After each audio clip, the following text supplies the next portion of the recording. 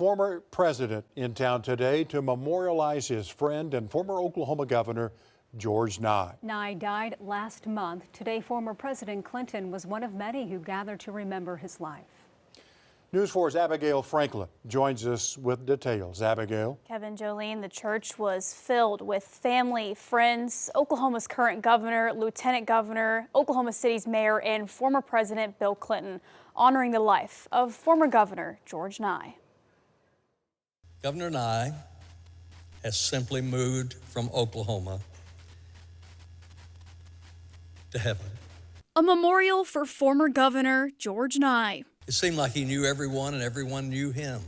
Everyone showing up to celebrate the life of the man who left behind a legacy. George was willing to challenge entrenched traditions he felt were not serving everyone.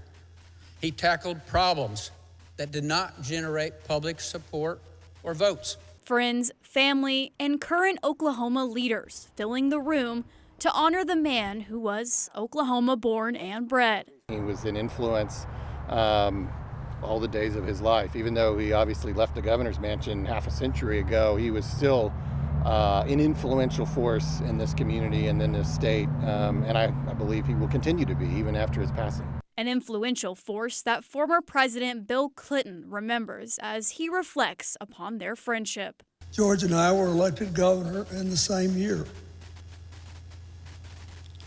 And he knew that I was too young to know what I was doing. We should be paying tribute to his life for far more than 98 years.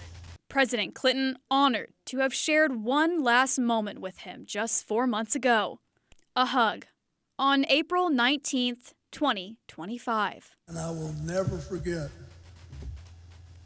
the last hug I got from him. It was the gift of a lifetime. What a gift his life was. That's what I hope you'll remember. The speakers also talked about many things Governor Nye tackled while in office, and all shared a similar message. Governor Nye will be remembered beyond his 98 years.